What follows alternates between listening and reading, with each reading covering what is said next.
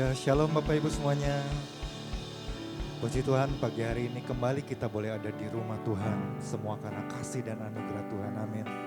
Karenanya sudah selayaknya pagi hari ini kita mau datang menghampiri tahta kasih karunia Tuhan. Kita mau menaikkan pujian penyembahan kita, menaikkan ucapan syukur buat kasih dan anugerahnya.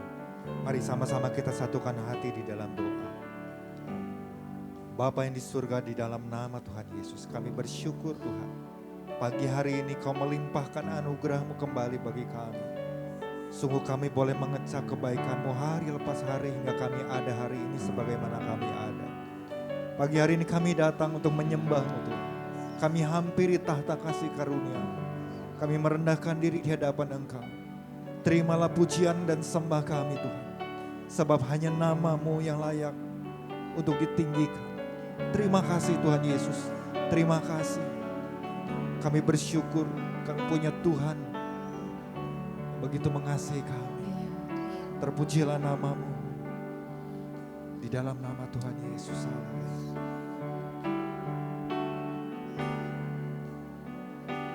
Yang dulu tak ku mengerti, sekarang Kau buat mengerti. Kau singkapkan mataku dengan kasih-Mu yang tak pernah ku pikirkan, sungguh telah Kau sediakan. Kau curahkan berkat-Mu limpah dalam hidupku. Terima kasih Yesus, terima kasih Yesus.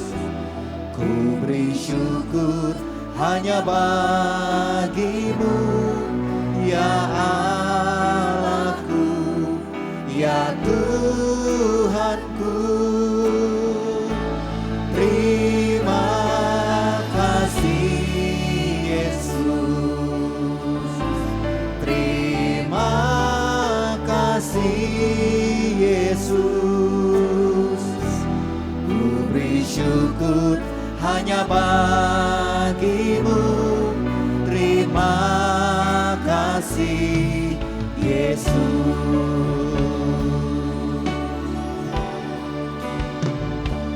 Yang dulu tak ku mengerti, sekarang Kau buat mengerti. Kau singkapkan mataku dengan kasih-Mu yang tak pernah ku pikirkan, sungguh Kau sediakan. Kau curahkan berkat-Mu limpah dalam hidupku.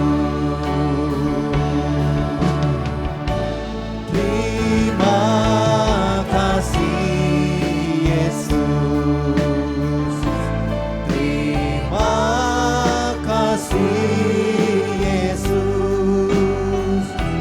Ku beri syukur hanya bagi-Mu, ya Allahku, ya Tuhanku. Terima kasih Yesus, terima kasih Yesus. Ku beri syukur hanya bagi-Mu. Terima kasih Yesus, terima kasih ya Yesus. Kami naikkan syukur kami hanya bagi-Mu, ya Allahku, ya Tuhanku. Terima kasih Yesus, terima kasih Yesus. Kami bersyukur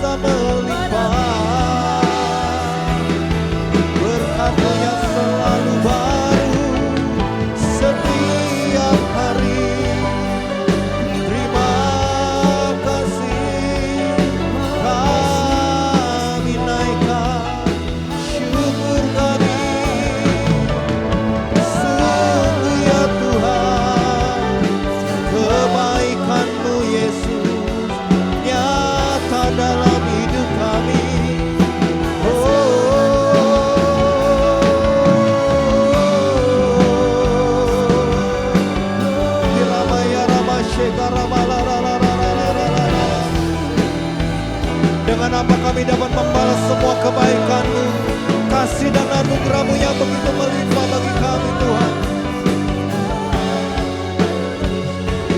Karena Engkau senantiasa menyertai kami. Kau memberikan kami kekuatan, Kau berikan kami penghiburan, Kau yang senantiasa berikan kami pengharapan. Sekarapata karabaya raba shekarabalalalalalalalalalala. Sekarapata karabaya raba shekarabalalalala. Rapata karabaya raba shekarabalalalalalalalalalala. Shekarabalalalalalalala. Shekarabalalalalalalala. Karenanya pagi hari ini kami datang, kami ingin menyembah-Mu ya Tuhan. Kami ingin memberikan yang terbaik bagi-Mu. Tidak ada yang dapat kami berikan selain kami datang untuk menyembah Raja di atas segala Raja. Tuhan Allah kami yang hidup, Tuhan yang dahsyat, Tuhan yang senantiasa menyertai kami, Tuhan yang senantiasa bersama-sama dengan kami. Thank you Lord. Thank you Lord.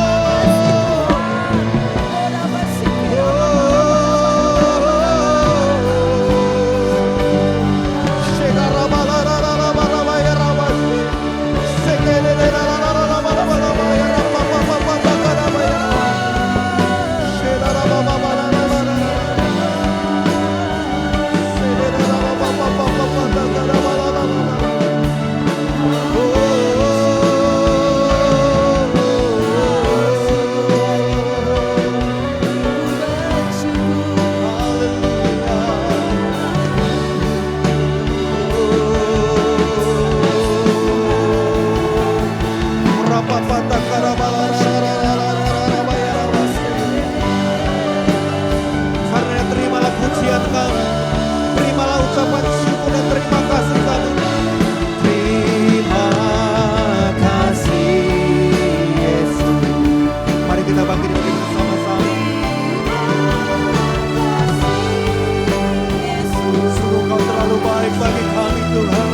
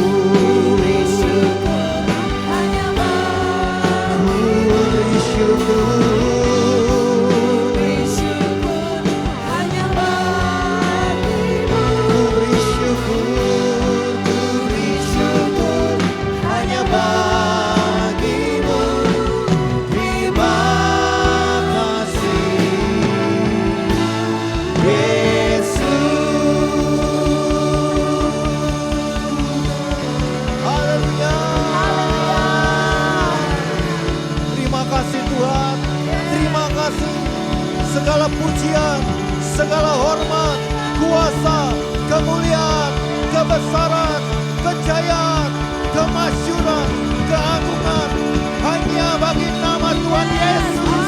Haleluya. Sekali lagi shalom Bapak Ibu semuanya. Mari menyapa kanan kiri, berikan senyummu. Katakan Tuhan Yesus sungguh baik, amin. Kita datang menyembah Raja di atas segala Raja.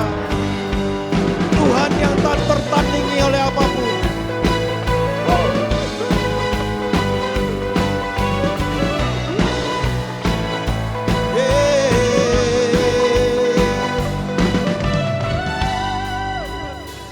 Pada siapa kau bandingkan perbuatannya yang heran?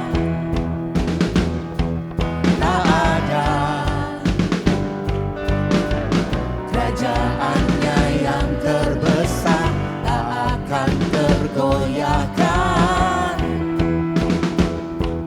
Semua musuh pun gemetar mendengar nama-Mu Tuhan.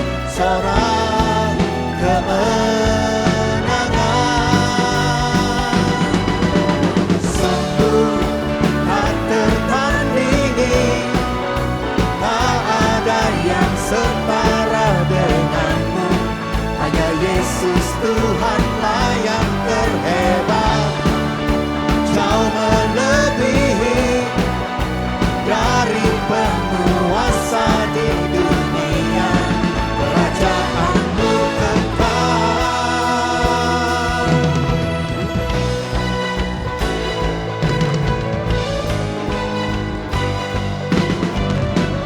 Pada siapa kau bandingkan perbuatannya yang heran? Tak ada. Kerajaannya yang terbesar tak akan tergoyahkan. Amin. Semua musuh pun gemetar mendengar nama-Mu Tuhan. Sorak kemenangan. Sungguh tak tertandingi, tak ada yang setara denganmu. Hanya Yesus Tuhanlah yang terhebat, jauh melebihi dari penguasa di dunia. Kerajaan-Mu kekal.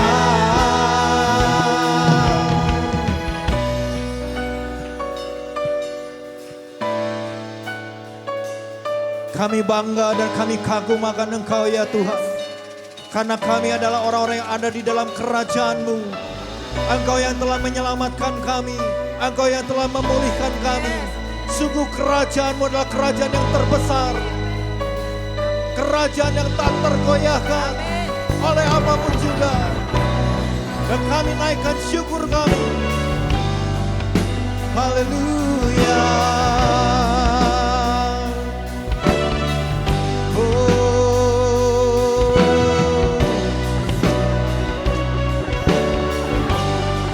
Engkau yang layak disembah, Raja segala raja. Sungguh tak tertandingi, tak ada yang setara denganmu. Hanya Yesus Tuhanlah yang terhebat, jauh melebihi dari penguasa di dunia. Kerajaan-Mu kekal. Sungguh tak tertandingi, tak ada yang setara denganmu. Hanya Yesus Tuhanlah yang terhebat, jauh melebihi dari penguasa di dunia. Kerajaan-Mu kekal.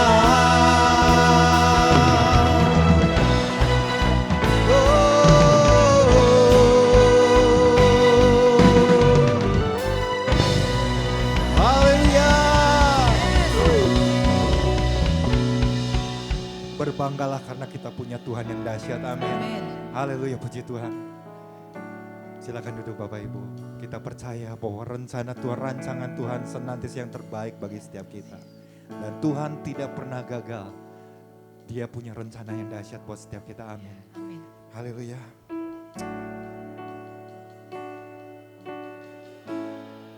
Thank you Jesus.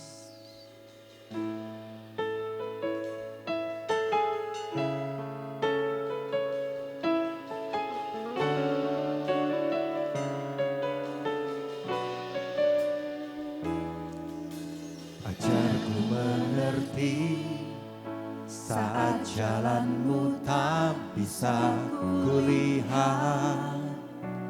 Kau tetap setia, ingatkanku lagi, hidupku ada di dalam tangan-Mu. rancangan-Mu Tuhan, indah dan mulia. Tuhan tak pernah gagal, sanggup buktikan janji setiamu untuk selamanya. Imanku berkata, Tuhan tak pernah gagal.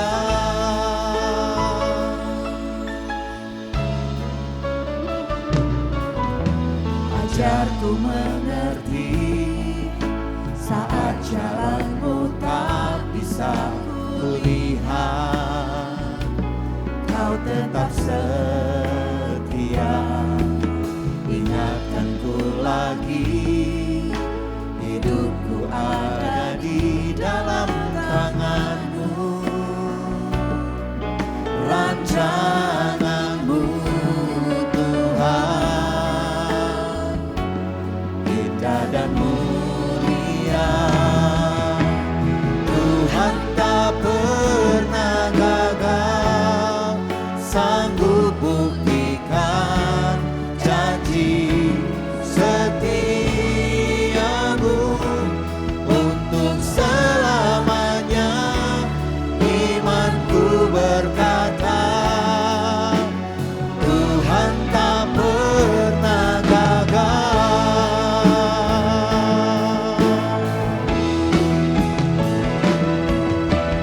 Tuhan tak pernah gagal, sanggup buktikan janji setiamu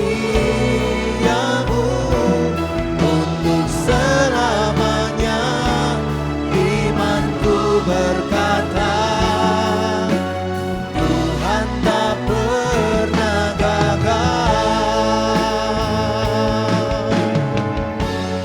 Iman dan pengharapanku teguh lewati badai hidup bersamamu. Tanganku kuat menjaga, Engkau kemenanganku.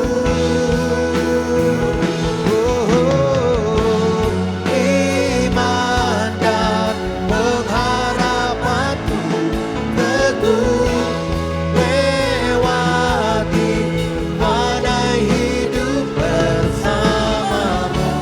Tanganku kuat menjaga, Engkau kemenanganku.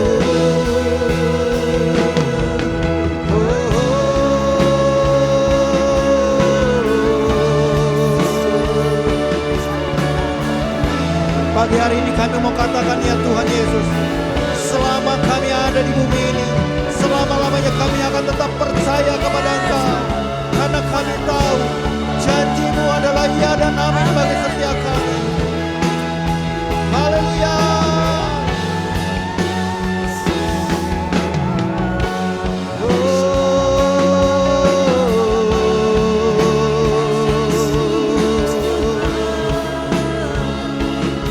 Kami datang mendekat kepada-Mu saat ini Tuhan, bahwa setiap kami melekat kepada-Mu, karena kami tahu hanya Engkau sumber kekuatan kami.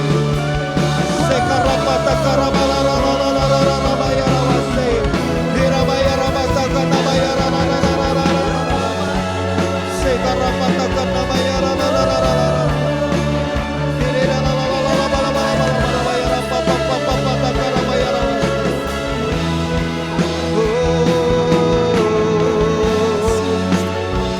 Mari angkat suara-Mu, menyembahlah di dalam roh.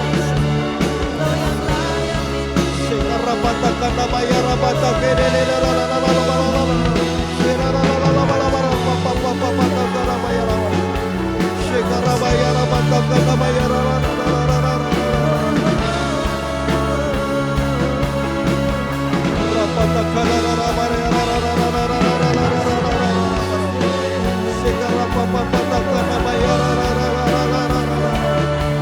Oh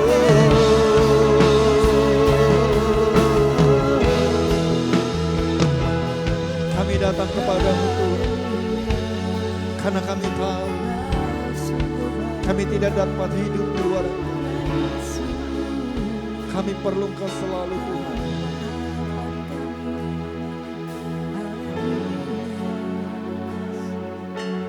Di saat kami lemah Kau kuatkan kami.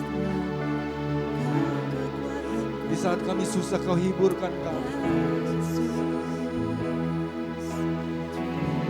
Sungguh penyertaan-Mu, pertolongan, pemeliharaan, perlindungan senantiasa ada bagi setiap kami. Terima kasih Yesus, karena kami punya Tuhan yang dahsyat. Biarlah Engkau terus menyatakan ya Bapa kuasa untuk terus mengubahkan kami lewat pribadi Roh-Mu yang kudus yang Kau janjikan bagi setiap kami. Thank you Lord. Terima kasih Yesus. Terima kasih.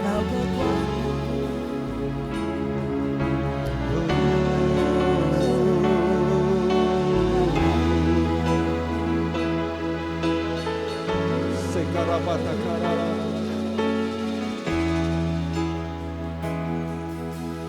Tuhan tak pernah gagal, sanggup buktikan janji setiamu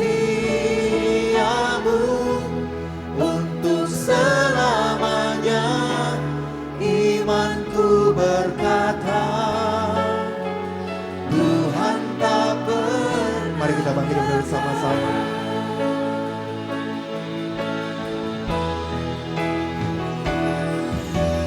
Tuhan tak pernah gagal, sanggup buktikan janji setiamu untuk selamanya. Imanku berkata, Tuhan tak pernah gagal.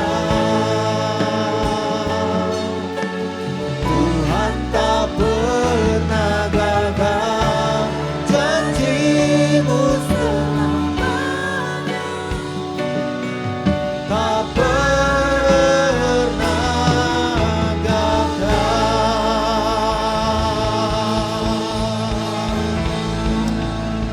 Haleluya, haleluya. Terima kasih Tuhan untuk kesetiaan-Mu di dalam kehidupan kami. Engkau bukan hanya menyelamatkan kami dari dosa, tapi kesetiaan-Mu mengiringi kami sampai kesudahan akhir zaman ya Tuhan. Terima kasih untuk kehidupan ini, kami bersyukur kalau hari-hari ini kami bisa lewati sepanjang minggu ini, semua karena anugerah Tuhan. Kekuatan pemeliharaan Tuhan, perlindungan Tuhan, tidak pernah berkesudahan bagi orang yang percaya kepada Engkau ya Tuhan. Hari ini ya Tuhan kami bersyukur bahwa gereja Tuhan di seluruh dunia sedang ada dalam minggu Pentakosta ya Tuhan. Kami tahu bahwa Roh Kudus Tuhan hadir di tengah-tengah dunia ini, di tengah-tengah gereja, bahkan di dalam hati kami. Menjadi bukti dari kebersinambungan kehadiran Kristus yang tidak lagi dibatasi oleh fisik, tetapi menyertai kami di mana dan sampai selama-lamanya ya Tuhan. Berkati gereja-Mu ini ya Tuhan, berkati pemberitaan firman pada pagi hari ini Tuhan, supaya kembali kami diingatkan, ditegur, dikuatkan, bahkan oleh firman Tuhan kami diajar untuk makin bertumbuh menjadi seperti Kristus Yesus, apa yang Engkau kehendaki bagi hidup kami Tuhan. Segala puji hormat syukur hanya bagi Tuhan. Di dalam nama Tuhan Yesus Kristus, kita yang siap mendengar firman bersama katakan, amin. Beri kepada Tuhan kita kemuliaan, silakan duduk Bapak Ibu yang dikasihi Tuhan. Puji Tuhan. Haleluya. Shalom saudara-saudara sekalian. Satu kehormatan bagi saya boleh kembali mengunjungi gereja ini. Terima kasih Pak Gembala yang sudah memberi kepada saya kesempatan untuk boleh sharing firman Tuhan pada hari ini. Bapak Ibu, seperti doa saya katakan tadi bahwa hari ini atau minggu-minggu ini di dalam kalender gerejawi di seluruh dunia dalam sepanjang zaman kita ada dalam sebuah minggu Pentakosta, di mana Yesus Kristus naik ke sorga dan kemudian Roh Kudus diutus untuk mewujudkan akan kehadiran Kristus selama-lamanya. Puji Tuhan. Hari ini saya ingin berbicara tentang tema roh yang mengubahkan. Mari bersama-sama saya katakan roh yang mengubahkan. Saudara, kita akan melihat ada 3 bagian firman Tuhan yang sudah tertera di sana. Saudara bisa lihat ada 3 bagian. Yang pertama saya mulai dari Lukas 24 ayat 49 dikatakan, dan aku akan mengirim kepadamu apa yang dijanjikan Bapakku, tetapi kamu harus tinggal di dalam kota ini, maksudnya kota Yerusalem, sampai kamu diperlengkapi dengan kuasa. Mari bersama-sama saya katakan dengan kuasa. Dari tempat yang maha tinggi. Lalu kemudian di Kisah Rasul 1 ayat 8 dikatakan, tetapi kamu akan menerima kuasa. Mari bersama-sama saya katakan menerima kuasa. Kalau Roh Kudus turun atas kamu dan kamu akan menjadi saksiku di Yerusalem dan di seluruh Yudea dan Samaria dan sampai ujung bumi. Kemudian ayat yang terakhir yaitu Yohanes 14 ayat 16 sampai 18. Aku akan minta kepada Bapakku dan ia akan memberikan kepadamu seorang penolong yang lain, supaya ia menyertai kamu selama-lamanya, yaitu roh kebenaran. Dunia tidak dapat menerima dia sebab dunia tidak melihat dia dan tidak mengenal dia. Tetapi kamu mengenal dia sebab ia menyertai kamu dan akan diam dalam kamu. Aku tidak akan meninggalkan kamu sebagai yatim piatu. Aku datang kembali kepadamu. Nah, saudara, apa yang dimaksudkan firman Tuhan hari ini, kita harus bisa membedakan antara dimateraikan dan dipenuhi Roh Kudus. Ya, saudara-saudara, 2 bagian firman Tuhan tadi berbicara tentang dimateraikan dan dipenuhi Roh Kudus. Ya, saudara-saudara yang dikasihi Tuhan, di dalam Yohanes pasal 14 ayat 16 itu lebih kepada materainya Roh Kudus kepada setiap orang percaya. Sementara Lukas dan Kisah Rasul tadi berbicara tentang dipenuhi Roh Kudus. Nah, saya mau setiap orang Kristen paham benar apa bedanya antara dimateraikan Roh Kudus dan dipenuhi Roh Kudus atau diurapi Roh Kudus. Ya. Nah, saudara, seringkali orang tidak paham ini, bagian ayat firman Tuhan yang akan kita lihat seringkali dianggap itu sebagai dipenuhi Roh Kudus. Tapi sebenarnya itu adalah dimateraikan. Dan dimateraikan ini adalah suatu bagian yang memang melekat pada hidup orang percaya. Kapan itu? Dikatakan di dalam Efesus 1 ayat 13 dikatakan begini, di dalam dia kamu juga karena kamu telah mendengar firman kebenaran, ya Injil keselamatanmu, di dalam dia kamu juga ketika kamu percaya dimateraikan oleh Roh Kudus yang dijanjikannya itu. Kemudian Efesus 4:30 dikatakan, dan janganlah kamu mendukakan Roh Kudus Allah yang telah memateraikan kamu menjelang hari penyelamatan. Nah, saudara, kalau saudara mengenal kata materai atau segel, itu apa artinya? Ya, artinya adalah itu tanda sesuatu yang diletakkan pada entah itu surat, apakah itu kontrak, apakah itu dokumen hukum apapun. Ya, segel itu juga atau materai itu menunjukkan bahwa isi surat itu berasal dari orang yang memang ada namanya di segel itu. Misalnya saya Donald Trump gitu ya, katakanlah ya, saya bikin nama saya Donald Trump dan diseal oleh the President of the United States of America gitu ya. Nah, ada segelnya. Nah, zaman dulu saudara-saudara, ternak dan budak itu dicap atau disegel untuk menunjukkan siapa pemiliknya. Kebetulan saya waktu masih kecil di kampung, saudara, di kampung tinggal bersama dengan nenek saya. Salah satu pemandangan yang biasa tiap sore ataupun pagilah kalau dilepas ya, sore akan pulang, itu adalah kerbau yang beratusan bahkan ribuan kerbau milik orang kampung itu dilepas untuk mencari rumput, makan rumput di perkebunan karet. Dan saudara-saudara, amazingly ya, itu pengangonnya saudara-saudara tidak terlalu khawatir mana lembu dia atau mana sapinya dia atau kerbaunya dia, saudara. Kenapa? Karena di pantatnya daripada kerbau itu pakai besi panas, dibikin inisial, dimateraikan di situ untuk menandai mana kerbaunya, saudara. Tapi selain itu juga, walaupun mereka berbaur waktu pulang, kok bisa itu bergerombol mencari tuannya masing-masing gitu loh. Itu juga sesuatu yang unik ya. Jadi pada zaman dulu memang binatang itu dicap sebagai pemberitahuan siapa yang memiliki ternak ini. Ya. Tanda ini akan mencegah orang mencuri mereka karena mereka memiliki segel tersebut. Nah, pada zaman Nazi juga ya membuat segel kepada tahanan Yahudi dengan nomor-nomor tertentu.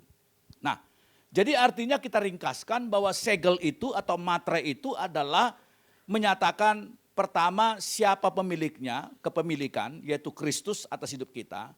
Yang kedua berbicara proteksi, kalau kita lihat botol minuman mineral dikatakan jangan terima segel kalau rusak. Karena apa? Karena nggak ada garansi tentang sterilisasinya kalau segelnya rusak gitu. Dan yang ketiga berbicara tentang validasi hubungan, siapa pemilik ya. Nah saudara-saudara, menariknya dikatakan di dalam Efesus 1 ayat 13-14 dalam bahasa Inggris, you are marked in him with a seal. Kamu telah ditandai oleh dia, di dalam dia dengan sebuah segel, yaitu apa? Roh Kudus yang dijanjikan yang adalah, nah ini dalam bahasa teks bahasa Yunani itu pas banget diterjemahkan dalam bahasa Inggris, tapi dalam teks bahasa Indonesia agak kurang ditekankan ya. Tapi kalau dalam bahasa Yunaninya itu deposit granting ya, jadi arabon dalam bahasa Yunani, yaitu uang muka, DP ya. Jadi Roh Kudus yang diberikan kepada kita itu melalui karyanya atas keselamatan kita itu adalah DP atau uang muka. Until sampai kita mengalami penebusan ya yang menjadi milik Allah bagi kepujian kemuliaannya. For the praise of his glory. Jadi saudara-saudara, saudara jangan berpikir bahwa akhir zaman itu hanya bicara soal nanti di sana. Tapi by giving the Holy Spirit, dengan materai Roh Kudus yang diberikan kepada kita ketika kita percaya Yesus, itu adalah sesuatu DP yang cicipan, yang kita cicipi dari apa? Dari sesuatu realita yang jauh lebih besar yang nanti akan kita terima. Karena itu, di sini di bumi ini kita bisa menikmati suasana sorga, ya, sukacita, damai sejahtera, kesucian, keadilan, sebenarnya bisa kita alami saat ini karena dia itu telah memberikan cicipan bagi kita, arabon, yaitu uang muka atau deposit granting, yaitu Roh Kudusnya dalam diri orang percaya. Ya. Nah, saudara-saudara, itu artinya apa? Artinya dimateraikan itu adalah suatu peristiwa yang terjadi atas diri orang percaya ketika mereka percaya Yesus. Tapi beda dengan dipenuhi Roh Kudus. Apa artinya dipenuhi Roh Kudus? Saudara, kita orang-orang Pentakosta atau karismatik percaya bahwa ada separate experience, ada pengalaman terpisah antara pengalaman kita menerima Yesus sebagai Tuhan dan Selamat dan pengalaman yang disebut dengan baptisan Roh Kudus. Dan baptisan Roh Kudus itu kita pahami sebagai sebuah janji yang memang diberikan Roh Kudus, and it has nothing to do with salvation. Jadi itu nggak ada hubungan dengan keselamatan, ya. Tetapi apa? Empowerment, pemberdayaan. Ya. Saudara, ada satu pernyataan dari seorang ahli teologi terkemuka di dunia. Kalau nggak salah namanya Simon Chen kalau nggak salah ya, Simon Chen, Profesor Simon Chen. Dia berkata begini ya, eksplorasi terhadap bagian-bagian firman Tuhan terhadap pengalaman dipenuhi Roh Kudus itu dapat mengakibatkan memang melimpah data Alkitab soal kebenaran itu, tetapi nyatanya adalah makin berkurangnya orang mengalami itu. Ya, jadi yang dimasukkan itu harusnya yang perlu juga dieksplorasi adalah pengalaman dipenuhi Roh Kudus itu. Akibatnya apa? Akibatnya kita bisa berteologi tentang itu, tapi kita kehilangan pengalaman itu. Saya mau boleh jujur berkata kepada saudara, generasi muda sekarang ya sudah banyak kehilangan pengalaman apa yang disebut dengan dipenuhi Roh Kudus itu. Dibandingkan generasi papa saya dulu, generasi waktu saya masih anak-anak, ya lebih dieksplorasi pengalaman itu. Tentu tidak mengabaikan pentingnya kita mengeksplorasi bagian firman Tuhan tentang baptisan Roh Kudus, tetapi mengeksplorasi pengalaman itu penting juga, ya. Sehingga kita nggak kehilangan pengalaman itu, saudara-saudara. Nah, itu sebabnya para murid menghabiskan 10 hari untuk berkumpul dan berdoa dalam ketaatan terhadap perintah Yesus, Lukas 24, Yohanes 14 dan Kisah Rasul 1. Kenapa saudara? Karena mereka menunggu mereka dibaptis oleh Roh Kudus. Lalu Kisah Rasul 2 ayat 4 berkata, dan mereka semua dipenuhi Roh Kudus. Siapa mereka ini? Mereka udah percaya Yesus. Ya. Kadang-kadang ada orang yang membuli orang-orang Pentakosta, orang bagian Kristen yang lain berkata begini, mari kita doa pencurahan Roh Kudus ya. Lalu mengatakan, emangnya Roh Kudus itu belum dicurahkan gitu. Loh, saudara-saudara jawabnya itu gampang. Emangnya waktu Yesus bilang jangan kamu tinggalkan Yerusalem sampai Roh Kudus turun atasmu. Emangnya Roh Kudus waktu itu di mana? Sejak zaman perjanjian lama Roh Allah sudah ada. Ya. Kenapa Yesus mengatakan tunggu di Yerusalem? Emangnya Roh Kudus pada waktu itu belum ada? Sudah. Tapi Yesus sedang memakai sebuah momentum yang bernama Hari Pentakosta. Dan Hari Pentakosta itu sudah berabad-abad dirayakan oleh orang Yahudi.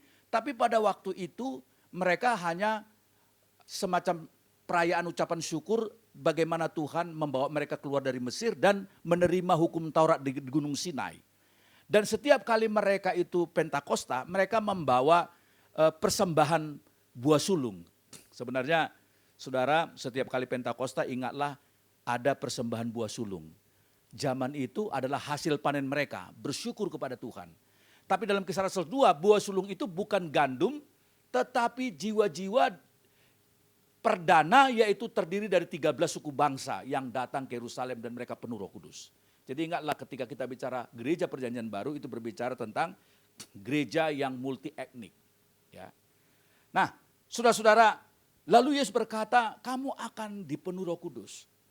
Berdasarkan itu maka kita percaya ada satu pengalaman yang berbeda dari orang yang menerima Yesus menerima Roh Kudus sebagai seal, sebagai materai. Ya. Itu sebabnya dalam Efesus 5 ayat 18 Paulus berkata kepada jemaat di Efesus agar mereka dipenuhi oleh Roh Kudus. Ya, walaupun ini di kalangan Pentakosta dan Karismatik ada perbedaan. Oke, kita menerima itu ada pengalaman berbeda dari keselamatan. Tapi kan tidak selalu harus berbahasa lidah gitu. Yang sebagian mengatakan, oh mutlak berbahasa lidah gitu ya. Tapi ada seorang tokoh John Piper namanya, pendeta terkenal di dunia. Kalau Anda ketik di Google ya, J.I. Piper gitu ya. Nah, dia itu neokarismatik yang wajah baru dari kekristenan dengan pernyataan begini. I don't care about whether saya nggak peduli apakah Anda itu mengatakan itu separate atau once in a while waktu kamu percaya Yesus, I don't care about that. Tetapi dia bilang gini, tetapi saya percaya bahwa ada satu momen dalam hidup kita di mana Anda dipenuhi Roh Kudus dan itu peristiwa yang berulang-ulang kali terjadi untuk kamu di-refresh dan kamu akan memiliki dimensi yang berbeda dari sekedar orang Kristen biasa-biasa. Oke, ini agak netral ya. Jadi dia tidak menekankan soal apa tandanya, apakah bahasa lidah apa tidak, bagi dia tidak peduli, tapi bagi dia ada yang namanya dipenuhi Roh Kudus yang menandai sebuah kegairahan baru dalam mengenal Roh Kudus. Nah, dan saudara-saudara, dipenuhi Roh Kudus itu artinya dikendalikan, dikontrol oleh Roh Kudus. Kisah Rasul 2 ayat 4 berkata, dan mereka semua dipenuhi Roh Kudus dan mereka mulai berbahasa bahasa lain. Ya, mulai sekarang Bapak Ibu tolong istilah bahasa roh itu jangan dipakai karena itu salah. Ini udah banyak sekali salah kaprah. Orang Kristen selalu mengatakan bahasa roh. Bahasa roh itu terjemahan yang salah ya. Yang benar itu bahasa lidah. Karena itu speaking in tongue, tongue itu lidah ya. Kecuali saudara bermaksud mengatakan rohku berdoa. Nah itu bahasa roh namanya ya, rohnya. Tapi yang sebenarnya itu adalah glossolalia ya. Lalia itu artinya lalein itu artinya bahasa Yunani itu lidah. Jadi yang benar itu berbahasa lidah atau berbahasa-bahasa yang lain. Seperti yang diberikan Roh Kudus kepada mereka untuk ucapkan. Saya selalu mengatakan kepada mahasiswa saya di kelas, mulai sekarang jangan lagi bilang bahasa roh, karena itu istilah salah. Ya, tapi bahasa lidah atau berbahasa lain. Nah, Efesus 5 ayat 18 berkata, dan janganlah kamu mabuk oleh anggur yang menyebabkan kebinasaan, tetapi hendaklah kamu dipenuhi oleh Roh Kudus. Nah, ini adalah suatu apa? Suatu yang berbeda dari pengalaman dimateraikan oleh Roh Kudus dalam peristiwa keselamatan. Artinya bahwa semua orang percaya memang dimateraikan Roh Kudus ketika mereka pertama sekali percaya, tapi tidak semua orang percaya dipenuhi Roh Kudus. Tergantung bagaimana dia menyerahkan dirinya, menyerahkan kendalinya kepada Roh Kudus. Billy Graham mengatakan, ya, Satu kali katanya Billy Graham ada orang yang dari gunung membawa 2 ekor anjing, ya. Dan anjing itu warna hitam dan putih, kemudian diadu di alun-alun, pasang taruhan, lalu kemudian ditanya, mana yang menang kalau saya adu anjing hitam dan anjing putih ini? Wah, orang lihat anjingnya begitu segar yang putih, mereka pasang taruhan, ternyata kalah, yang menang anjing hitam. Minggu depannya datang lagi ditanya, pasang taruhan, anjing mana yang menang kalau saya adu, putih atau hitam? Wah, minggu lalu hitam yang menang, kita pilih hitam. Ternyata kalah, yang menang yang putih. Ya. Dan bingung mereka, selalu ganti-gantian, kadang-kadang putih, hitam, hitam, putih, atau hitam, putih. Lalu ada orang bertanya, kata Billy Graham, kenapa sih, apa sih rahasianya kok selalu banyak yang kalah gitu ya? Kenapa kok nggak konsisten gitu? Yang punya anjing ini bilang gini, sebelum saya pilih seekor anjing untuk kalah, saya biarkan dia tidak makan seharian, ya, jadi dia lemes gitu ya, dan waktu bertarung dia kalah. Nah, dari ilustrasi itu Billy Graham berkata begini, siapa yang menang dalam hidup saudara, daging atau roh, itu bergantung siapa yang kamu beri makan. Kalau rohmu kau beri makan kepada dosa dan daging, maka dia akan, maka kamu akan kalah dalam pergulatanmu. Tapi kalau kamu beri makan Roh Kudus, maka kamu akan menang dalam kehidupan rohanimu. Jadi ini berbicara tentang menyerahkan diri ya, untuk dipimpin, dipenuhi, dan itu pengalaman yang berulang-ulang kali. Nah, dipenuhi adalah di kebutuhan untuk dapat berjalan dengan penuh kuasa melakukan tugas yang Tuhan panggil untuk kita lakukan. Sementara bahasa lidah itu bukanlah demonstrasi satu-satunya untuk dipenuhi Roh Kudus. Kenapa? Karena di Kisah Rasul banyak peristiwa-peristiwa mereka ditumpangi tangan untuk penuh Roh Kudus. Tidak selalu disebutkan berbahasa roh, tapi ada tanda lain seperti mereka makin berani memberitakan firman Tuhan. Ya. Dan dipenuhi Roh Kudus itu bukanlah mendapatkan lebih banyak dari dia. Ya. Artinya penuh Roh Kudus itu bukan, bagaimana kita mendapatkan dia lebih banyak lagi dalam hidup kita. Tapi apa? Memberi dia lebih banyak untuk menguasai hidup kita. Tentang dia mendapatkan lebih banyak dari orang percaya. Jadi artinya memberi kendali. Ada satu lagu begini ya, lagu lama. Bila Tuhan tak besertaku, ku tak mau berjalan. Itu agak gimana itu kalimat itu. Kenapa? Seolah-olah kita mengatakan, bila Tuhan tak bersertaku, aku tak mau berjalan. Tapi sebenarnya yang benar itu bukan Tuhan tidak mau menyertai. Dia menyertai kita sampai kesudahan zaman. Yang sering problem itu kita nggak mau berjalan sama Tuhan. Itu yang sering, ya kan? Kita memilih jalan kita sendiri, ya kan? Jadi jangan pertanyakan kesetiaan Tuhan. Bila Tuhan tidak bersertaku, aku tak mau berjalan. Enggak, saudara, Tuhan selalu hadir. Tuhan mau menyertai kita dengan rohnya.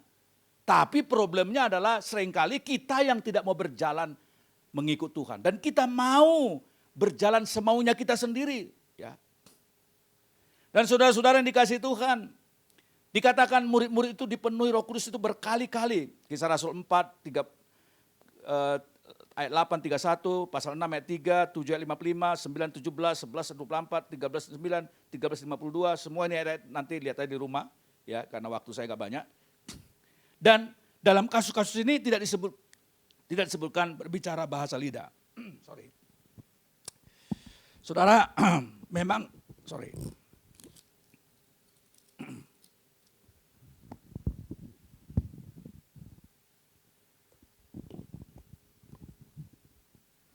memang saudara sekarang ada kebutuhan merevisi pengakuan iman GBI. Sampai sekarang ini masih ada tertulis bahwa orang yang dipenuhi Roh Kudus mereka berbahasa lidah. Di situ bahasa roh disebutkan ya.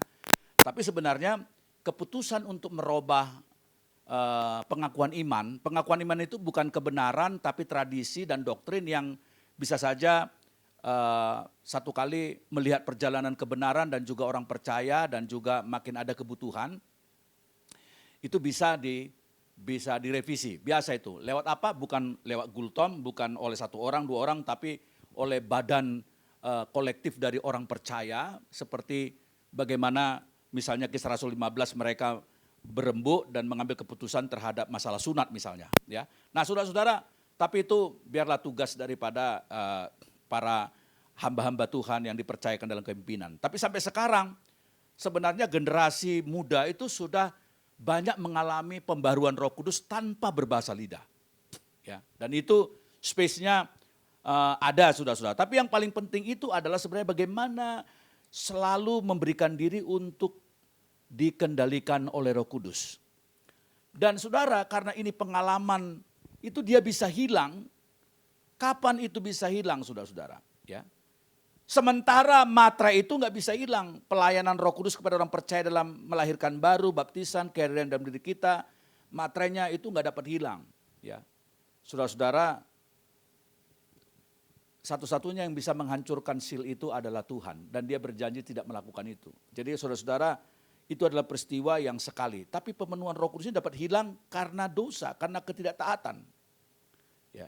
Tapi kita bisa kembali mendapatkan pengurapan Roh Kudus melalui pertobatan atas dosa, pembersihan oleh darah Kristus. Jadi saudara-saudara, singkatnya bahwa penuh Roh Kudus itu bukanlah perasaan atau pengalaman emosi, walaupun itu penting. Saya kira kita nggak boleh membunuh ciri khas dari kita orang karismatik yang ada emosinya dalam memuji Tuhan, ya, menyembah Tuhan. Tapi menyerahkan hidup yang percaya kepada Tuhan. Ya. Apa gunanya kalau orang setiap kali maju ke depan, siapa yang mau dijamah Roh Kudus maju ke depan, teriak-teriak, pulang pukulin istrinya lagi gitu kan. Teriak-teriak bahasa lidah, pulang korupsi gitu kan. Ngemplang utang gitu kan. Apa gunanya saudara-saudara? Tapi ada orang yang tenang dari belakang, dia nggak terlalu emosi, dia dengar firman. Ampuni aku Tuhan. Sampai rumah dicium kaki istrinya, Ma aku minta maaf aku berdosa. Mana yang benar? Ya harusnya idealnya dua-dua. Emosi itu nggak bisa kita bunuh. Emosi itu adalah bagian ciri khas dari gerakan ini, gerakan karismatik ini. Kecuali kita Katolik, Ortodoks atau gereja-gereja suku yang yang katakanlah mereka kalaupun ada emosi ya dengan liturgi biasa aja gitu ya. Tapi orang-orang karismatik kan orang-orang yang sangat emosional banget. Masih mending orang Indonesia. Kalau saudara pergi ke Korea, wah itu saudara hampir nggak bisa membedakan ini orang Katolik, orang Protestan apa orang karismatik ini. Kenapa? Karena orang-orang Protestan di sana, Protestan dalam pengertian gereja-gereja non karismatik lah seperti kita ini ya. Itu juga orang yang militan menginjil, militan berdoa, emosionalnya juga dalam mengekspresikan imannya. Saudara kalau orang Korea itu berdoa itu nggak ada ceritanya gini, nggak ada. Ya, pertama-tama mereka itu selalu mengatakan make noise for the Lord gitu. Mari kita bikin teriakan sama Tuhan. Dan sebelum berdoa mereka itu mereka itu teriak ya. Yesus 3 kali. Yesus, Yesus, Yesus. Wah itu saudara-saudara, saya pernah menjadi pendeta dari gereja terbesar di dunia di Korea Selatan. Saya waktu studi S3 saya diperbantukan di situ kerjasama GBI dengan gereja Yonggicho. Saya pendeta di situ. Jadi saudara, itu suka pendeta pimpinan kita dari departemen kita itu suka marah, dia bilang, kalian ini loh, saya ini tergabung dalam namanya DIM, Departemen International Ministry, membawai 9 ibadah asing ya. Ada Chinese service, Indonesia service, English, Ethiopia, Afrikan gitu ya, India, Mongolia gitu. Jadi ada 9 ibadah asing di dalam satu departemen yang besar kita, ada gedungnya khusus gitu ya. Jadi kalau kita ketemu itu, apalagi hari Minggu gini sebelum semua melayani di ibadah-ibadah itu jam 5 pagi kita wajib kumpul, kita berdoa gitu ya, dipimpin oleh pimpinan kantor. Dia suka kesel lihat kita orang Indonesia, orang Nepal, orang India, orang apa gitu. Karena kita nggak biasa seperti orang Korea dalam berdoa. Dia bilang, tolong jangan diam, buka suara. Ya. Jadi saudara itu luar biasa. Ya. Saudara-saudara saya ditanya begini, Pak Gultom, apakah orang Kristen itu boleh ya berbahasa lidah itu di tengah-tengah kerumunan orang percaya. Bukankah Paulus mengatakan bahwa bahasa lidah itu adalah bahasa yang untuk personal, benefit untuk personal, supaya itu di rumah saja. Atau kalau di tengah-tengah ini harus diterjemahkan gitu. Saudara, saya melihatnya itu dari dua sisi. Satu adalah pentradisian. Sebenarnya concern Paulus itu bukan soal 2-3 orang yang diperbolehkan berdoa dan kalau nggak ada penerjemahnya disuruh stop gitu ya. Sebenarnya concern Paulus di Korintus itu adalah karena ketidaktertiban sebenarnya. Jadi ada orang-orang di Korintus yang sudah overdosis dengan bahasa lidah sampai-sampai mereka merasa dirinya sudah lebih spiritual dari yang lain dan ibadah mereka kacau balau, terlalu berisik, nggak karu-karuan. Jadi saudara, isunya itu adalah ketertiban. Maka kalau gereja Korea mereka lakukan begini. Jadi itu kembali kepada bagaimana kita sepakat untuk membuat itu nice gitu. Jadi gini saudara-saudara, kalau kita pergi ke gereja Yonggicho, gereja terbesar di dunia itu, kalau lagi doa syafaat nih, misalnya majelisnya mimpin doa syafaat di situ. Semua itu harus fokus ke dia. Jadi misalnya kami berdoa untuk Indonesia, semua amin, amin gitu. Misalnya, doakan Tuhan Bandung ini supaya dijamah Tuhan, amin, amin. Dia nggak asik berdoa sendiri, dia mengamini doa itu ya. Tapi begitu pendetanya sebelum khotbah ada namanya doa korporat yang lepas, itu diberi waktu. Nah, mari kita berdoa. Nah itu udah kayak lebah saudara. Itu bayangin puluhan ribu orang begitu. Tapi saudara, bagaimana untuk membuat tertib? Ada di depan mimbar itu ada lonceng. Ting, begitu ting, langsung selesai. Dalam nama Yesus, amin. Baru dia khotbah. Jadi sepanjang bisa dikendalikan dan bisa tertib, biarin aja gitu. Jadi pada waktu dilepas itu, ya itu berbahasa lidah semua, gitu kan. Nah di Korintus beda, Korintus udah kacau sekali gitu ya. Jadi sebenarnya tidak usah berkecil hati kalau ada orang-orang non Pentakosta membuli kita dan berkata, apa non Pentakostal itu? Kok di gereja kok berbahasa lidah banyak sekali orang-orang nggak diterjemahin lagi ya. Tapi kita mempertahankan itu karena tradisi kita yang katakanlah, saya nggak peduli apakah itu benar bahasa lidah apa enggak, tapi ada satu momen di mana dia memang sudah pernah mengalami satu pembahasan seperti itu dan akhirnya berlanjut yang sama tiap minggu pun, tapi kalau itu menjadi cara dia untuk connect dengan Roh Kudus, itu sah-sah saja ya. Karena pada abad pertengahan itu bapak-bapak gereja itu juga berdoa itu supaya lebih connect dengan Roh Kudus, dia selalu ucapkan kata Haleluya, Haleluya, Haleluya sampai ribuan kali Haleluya, Haleluya gitu. Nah itu sah-sah saja, itu sebagai tradisi ya. Tapi yang paling penting saudaraku, bahwa pengalaman itu harus dibarengi dengan penyerahan hidup orang percaya kepada Tuhan. Ya. Nah, sehingga pengalaman itu benar-benar dewasa. Tetapi orang yang awal-awal mengalami euforia dari pekerjaan Roh Kudus itu harus dimaklumin ya. Saya kadang-kadang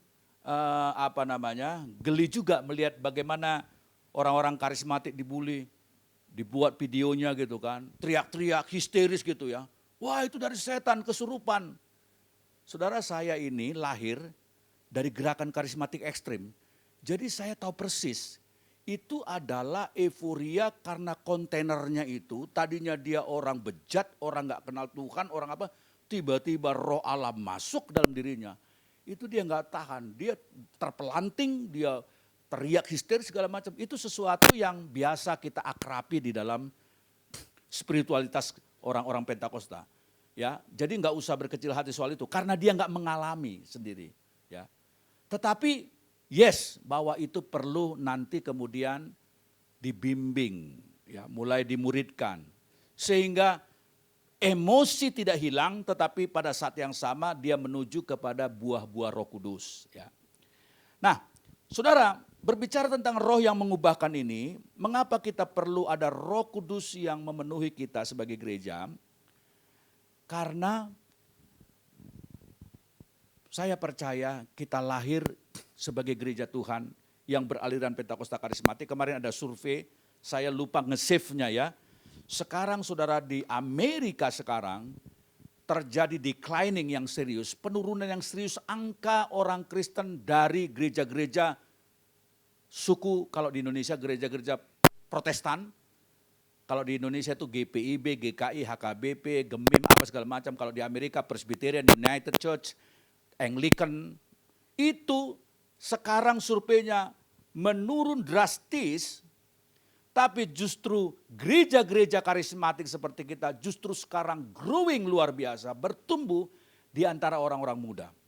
Saudara, waktu saya masih tinggal di Oxford di Inggris, di belakang kontrakan kami, saya sewa sebuah kamar apartemen waktu saya masih studi di Inggris, di Oxford. Saudara, waktu saya tiba di kota Oxford malam-malam,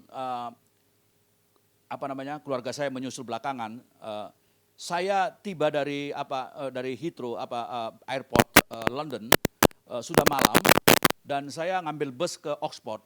Saya nggak tahu kenapa, nggak ada pikiran apa-apa. Begitu saya turun dari bus di terminal bus di Oxford, tiba-tiba saya merasakan sebuah atmosfer tidak ada Tuhan di sini. Ya, seperti nggak tahu kenapa. Itu apakah perasaan subjektif saya juga nggak tahu. Pokoknya begitu saya turun dari bus itu, saya merasa Eropa itu udah nggak butuh Tuhan, udah nggak ada Tuhan gitu ya. Jadi saya merasa Tuhan itu nggak ada di sini gitu. Nah, tapi amazingly waktu saya kontrak satu tempat apartemen, di belakang apartemen itu ada gereja Anglikan karismatik di mana jemaatnya itu anak-anak muda, ribuan anak muda yang datang dari berbagai suku bangsa yang adalah orang-orang brilian karena mereka studi di Oxford University. Kalau saudara pergi ke Oxford University itu gede sekali, kampusnya luas sekali, mungkin sepertiga Bandung kali atau gimana, pokoknya itu luas sekali ya. Jadi itu nggak tahu berapa ratus ribu mahasiswa dari penjuru dunia studi di Oxford itu ya, dari banyak college itu. Dan saudara-saudara, saya seperti dicelikkan Tuhan, bahwa sebenarnya yang mati itu adalah gereja-gereja yang sudah mulai mengandalkan teologianya yang terlalu liberal, sekularisasi, lalu kemudian ateisme dan segala macam. Tapi justru orang-orang ini, orang-orang intelektual, anak-anak muda yang mengalami sendiri kuasa Roh Kudus. Dan waktu kami beribadah di situ saudara, saya itu heran, kenapa? Karena dalam pikiran saya gereja Anglikan itu ya semuanya itu ya gereja yang hormat bagi Allah Bapa, ting ting ting liturgi gitu, lalu kemudian yang datang nenek-nenek gitu ya. Ada sih ada gitu. Tapi ternyata di belakang kontrakan saya itu ternyata Anglikannya karismatik dan itu banyak anak muda menyembah Tuhan luar biasa, berbahasa lidah, mereka shouting for the Lord. Lalu kemudian mereka itu buka dapur umum di depan gereja, itu mereka bikin hamburger for Christ. Itu mereka bagikan 5.000 hamburger sama Coca-Cola di situ. Lalu semua dengan gratis, semua orang-orang kota itu, maksudnya bukan semua, maksud saya orang-orang yang beggar lah, homeless lah, segala macam itu antri untuk ambil itu burger ya. Lalu kemudian di sana itu disediakan kursi-kursi.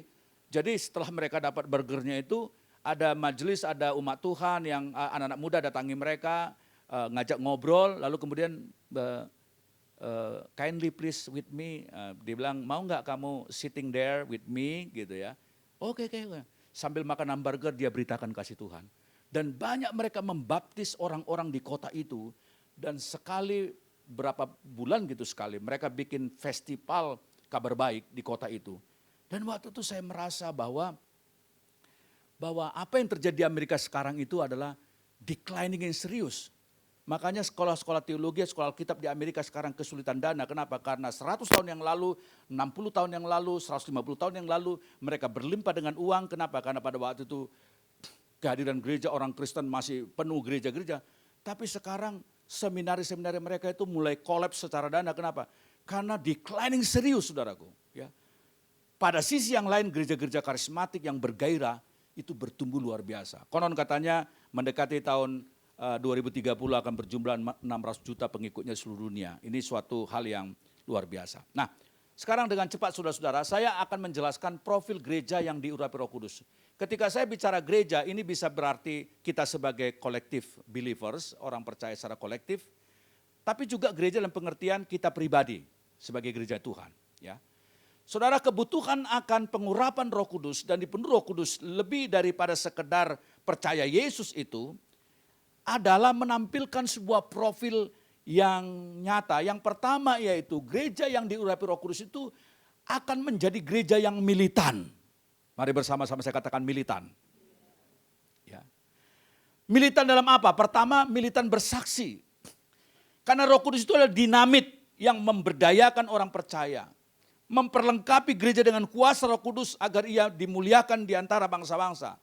Karena inti dari Pentakosta adalah misi. Tujuan misi adalah agar bumi dipenuhi dengan pengetahuan tentang kemuliaan Allah, Habakuk 2:14. Dan Roh Kuduslah yang memberikan keberanian untuk memberitakan firman sesuai dengan Kisah Rasul 4 ayat 31. Jadi saudara-saudara, kalau saudara mendengar kata Yesus, jangan tinggalkan Yerusalem sampai Roh Kudus turun atasmu. Kenapa? Karena Yesus tahu untuk menjadi saksi itu membutuhkan kuasa dari atas. Walaupun dia sudah mengatakan, aku telah menerima kuasa di langit dan di bumi, pergilah katanya. Tapi butuh empowerment, butuh kuasa. Dan kita tahu setelah mereka dipenuhi Roh Kudus, mereka bersaksi. Saya masih ingat waktu kali pertama saya mengalami perjumpaan pribadi dengan Roh Kudus tahun 1989. Waktu itu saya mahasiswa manajemen, saya belum kenal, saya belum sekolah teologi, belum tahu khotbah itu kayak apa, ya nggak pernah mimpi jadi pendeta. Dulu saya bercita jadi dokter, ya. Tapi dalam sebuah peristiwa yang radikal, saya mengalami perjumpaan dengan Roh Kudus. Saudara tahu, saya nggak bisa tahan untuk tidak berkata-kata Yesus kepada orang-orang di kos saya. Orang-orang bilang itu Juniperius sudah gila itu tiap hari ngomong Yesus. Saya naik turun angkot, saya bagi traktir sama orang-orang. Ya, banyak anak-anak muda yang hopeless, yang preman, pencopet, orang garong dan apa segala macam itu. Oleh anugerah Tuhan, saya jangkau mereka, dimenangkan penuh Roh Kudus. Growing luar biasa persekutuan kita. Ya. Dan saya terus bersaksi, bagikan traktat, bagikan kaset-kaset Yusuf Roni, Amran Amri pada waktu itu. Saudara, kalau masih generasi waktu masih seusia saya ya, sekarang saya 56 ya. Kalau saudara generasi saudara pernah tahu yang namanya Kiai Haji Amran Amri tahun 80-an terima Yesus, lalu dia nulis Yesus menurut Al-Qur'an gitu-gitu ya. Banyak sekali stensilan. Nah itu saya bagi-bagi tuh sama orang-orang karena saya nggak tahu teologi, saya nggak tahu menjelaskan Yesus itu bagaimana. Saya pakai kasetnya Yusuf Roni, saya kasih kasetnya Amran Amri, buku-bukunya saya kasih sama orang-orang. Ya, saya tergila-gila dengan Tuhan. Saya betul-betul waktu itu ini urgensi Tuhan mau datang, saya harus beritakan Injil. Ya.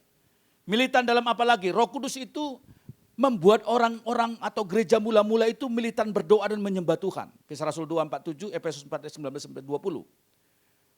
Jadi Roh Kudus itu mendobrak kekristenan yang KTP yang hanya siam-siam kuku dan enggak bergairah. Roh Kudus membangkitkan gairah bersekutu dan intim dengan Allah. Dia menolong kita berdoa untuk hal-hal yang enggak bisa kita ucapkan. Singkatnya saudara-saudara, kalau saudara mengalami kekristenan yang tradisi, yang tidak bergairah, suam-suam kuku, enggak tahu berdoa bagaimana, you need the Holy Spirit. Saudara harus, udah habis ya? Ini berarti waktu udah mau habis ini ya. Wow, kalau gitu cepat saya 5 menit aja ya. Ini karena terlalu on fire jadi lupa waktu nih. Oke. Nah yang kedua, yang berikutnya militan dalam melayani. Ya, Roh Kudus itu apa? Roh Kudus itu mendistribusikan karunia-karunia sehingga gini ya, orang Kristen itu harus terlibat dalam dua hal loh. Yang pertama adalah apa? Di dalam gereja dia harus terberdayakan, menemukan shape-nya dia, menemukan karunia-karunia dia untuk apa? Untuk berfungsi sebagai tubuh Kristus. Apa karuniamu? Tapi keluar itu misi, artinya kamu harus menemukan bagaimana kontribusimu untuk mewujudkan apa yang menjadi tujuan-tujuan Tuhan. Ya. Jadi yang pertama tadi gereja yang dipenuhi Roh Kudus adalah gereja yang militan. Yang kedua gereja yang dipenuhi Roh Kudus adalah gereja yang mencintai kekudusan. Seorang penginjil terkenal di dunia pada abad-abad yang lalu bernama Charles Spurgeon, dia berkata, Roh Kudus tidak dapat tinggal dalam hati yang lama. Ia adalah tempat yang kotor, tidak ada kebaikan, dan penuh permusuhan dengan Allah. Tindakan yang pertama terhadap sifat kita adalah merobohkan rumah lama, membangun rumah baru agar dia dapat menghuni secara konsisten dengan sifat rohani kudusnya. Oke, saya skip aja. Yang saudaraku, yang ketiga adalah ketika Roh Kudus memenuhi orang percaya, mengurapi orang percaya, dia akan menjadi gereja yang penuh kuasa. Mari bersama-sama saya katakan penuh kuasa. Dan kita lihat waktu Yesus berkata bahwa di atas batu karang ini aku akan mendirikan gerejaku, dan dan apa yang diikat di bumi akan terikat di sorga, dan apa yang dilepaskan di bumi akan terlepas di sorga. Itu berbicara tentang kuasa.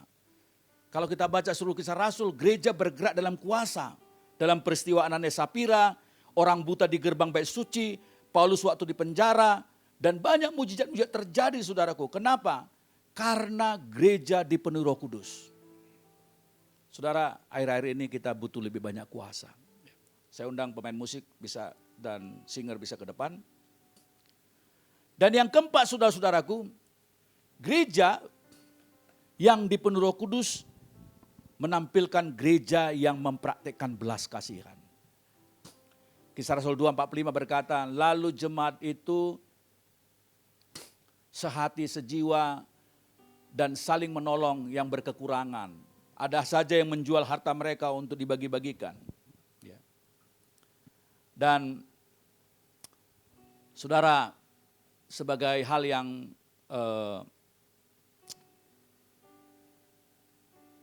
terakhir yang perlu saya bagikan di sini adalah bagaimana Roh Kudus itu waktu dipenuhi di Azusa Street tahun 1906, sejarah Pentakosta modern, ya, ditulis oleh seorang Carey Day, profesor di Princeton Theological Seminary. Dia menulis buku Azusa Reimagine, A Radical Vision of Religious and Democratic Belonging. Dia berkata begini, ini hal yang sudah banyak orang-orang Pentakosta nggak tahu sejarah ini.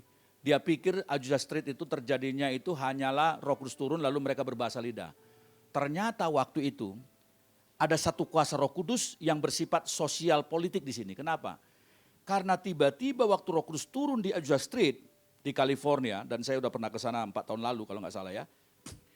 Itu ada 3 kutuk di masyarakat yang nggak bisa diadres, nggak bisa diatasi baik oleh pemerintah maupun orang Kristen Amerika Protestan, nggak bisa. Apa itu? 3 kutuk sosial itu. Pertama adalah diskriminasi warna kulit.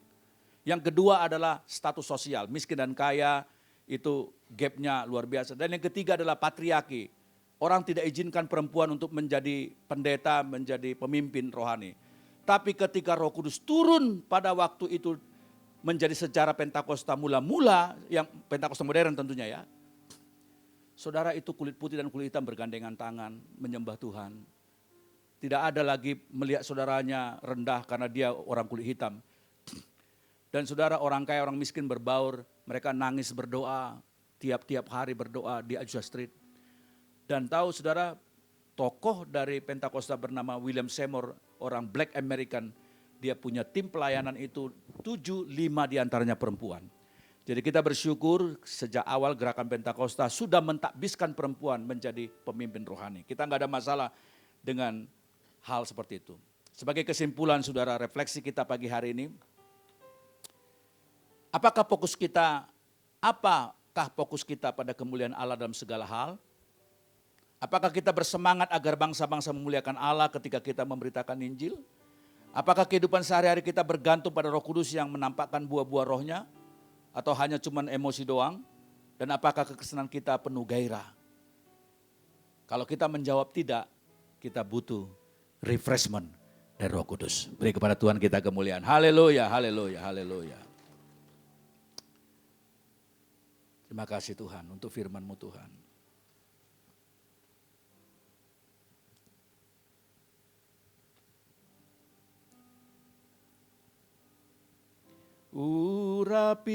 Urapilah kami dengan Roh-Nya baru, penuhilah kami dengan hadirat-Mu, kami rindu Tuhan melihat wajah-Mu dicurahkan di tengah urapilah kami. Urapilah kami dengan minyak baru. Haleluya. Penuhilah kami dengan hadirat-Mu. Kami rindu Tuhan melihat wajah-Mu dicurahkan di tempat ini, dicurahkan di hidup kami, dicurahkan di hidup kami, dicurahkan di hati kami, dicurahkan di hati, dicurahkan di gereja kami,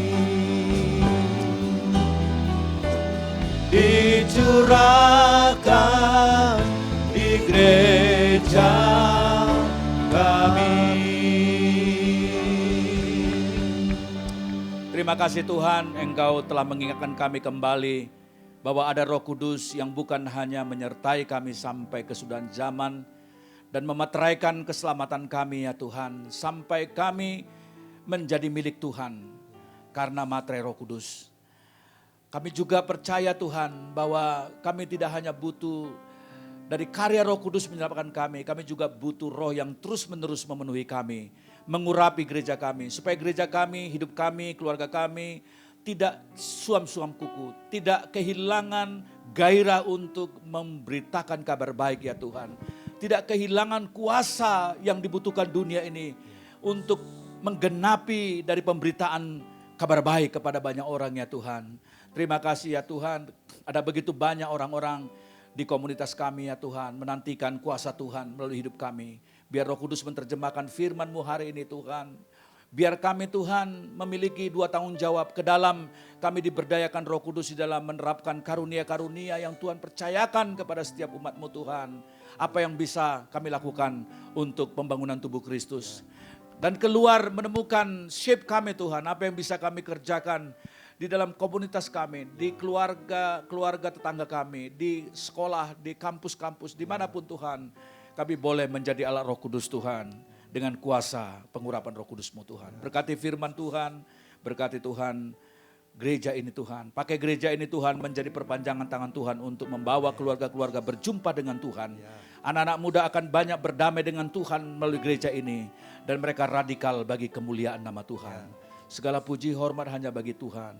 Di dalam nama Yesus kita yang sudah diberkati firman bersama katakan amin. Beri kepada Tuhan kita kemuliaan. Tuhan jemaat yang dikasih Tuhan Yesus, sebentar kita akhiri ibadah kita pada pagi hari ini. Saya undang kita angkat kedua belah tangan kita, arahkan hati kita, fokuskan dan terus terhubung dengan Yesus senantiasa. Pergilah, pulanglah dan jadilah saksi-saksi Kristus. Mari jemaat yang dikasih Tuhan, terimalah berkat damai dan sejahtera daripada Allah Bapa, kasih karunia daripada Tuhan Yesus Kristus, dan persekutuan Roh Kudus yang ada manis menyertai setiap kita semua. Mulai daripada pagi hari yang indah ini, sampai hari Maranatha, Tuhan Yesus menjemput setiap kita di awan-awan yang permai. Setiap kita yang percaya menerima, kita sama-sama katakan, amin. Tuhan Yesus berkati.